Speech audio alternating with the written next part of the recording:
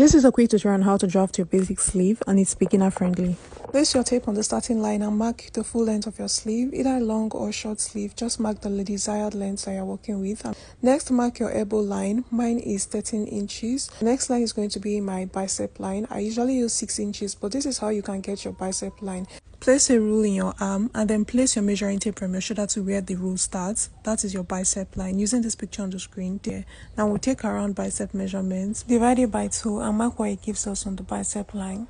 So the blouse that I'm marking this sleeve for has half an inch of ease on the body, so I'm also going to add half an inch of ease to the sleeve as well.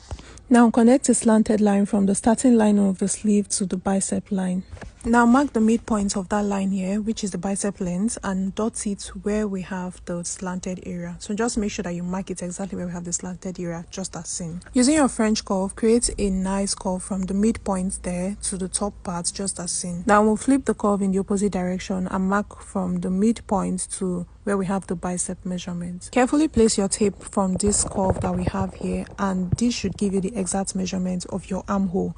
Now I'm going to bring my blouse that I'm working with and I'm going to take the measurements to be sure that what I have there is equal as well.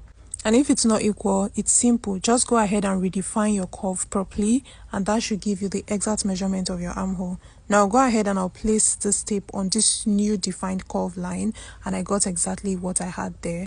Now take your round elbow measurements, divide it by 2 and mark what it gives you on the elbow line, after which we are going to add the half an inch for ease.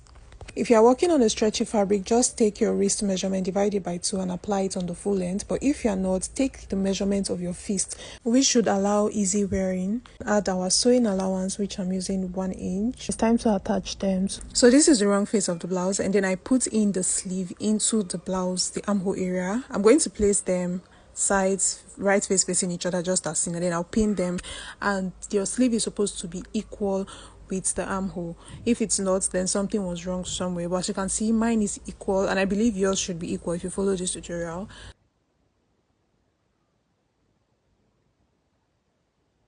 So now that I've fixed the sleeve, this is what it looks like. It came out really beautiful. Everything aligns perfectly basically, and all these processes we did with the sleeve right here is what we're going to repeat for the other sleeve as well. You can see everything aligns. This is what it was looking like, and I'll see you guys in my next video. Bye.